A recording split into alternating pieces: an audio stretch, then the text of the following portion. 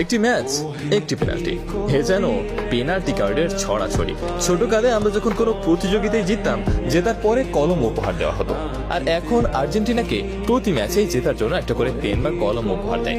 গেল বিশ্বকাপে Argentina record করা পেনাল্টি পাইছে, প্রত্যেকটা স্টেজেই একটা করে পেনাল্টি তাদের ছিলই, এমনকি ফাইনালেও।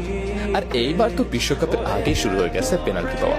অবস্থা এমন হয়েছে যে আর্জেন্টিনা দলটাকে অনেকে এখন পেনাল্টি না বলছেন, কিন্তু ঘটনা হলো প্রতি ম্যাচে আর্জেন্টিনা পেনাল্টি পাওয়াটা কি কাকতালীয় নাকি এর পেছনে আছে কোনো ঘটনা?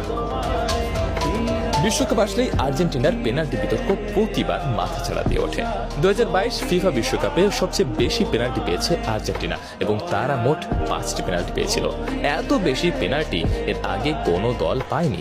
2022-এর আগে এই রেকর্ড ছিল পর্তুগালের, সেটাও 1966 সালে। সেবার পর্তুগাল পেনাল্টি পেয়েছিল 4টি।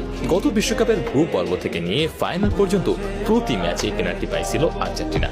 স্বাভাবিকভাবেই মেসি সবগুলো পেনাল্টি শট নিয়েছিলেন এবং 5টা পেনাল্টির মধ্যে একটা শট মিস করেছিলেন এবং বাকি 4টে পেনাল্টি থেকে গোল করেছিলেন লিওনেল আন্দ্রেস মেসি।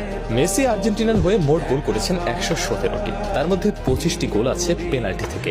আর এবার বিশ্বকাপ শুরুর আগে এই পর্যন্ত প্রস্তুতি হিসেবে 2টা ম্যাচ খেলেছে আর্জেন্টিনা, আর 2টা ম্যাচেই পেনাল্টি পেয়েছে মেসির দল।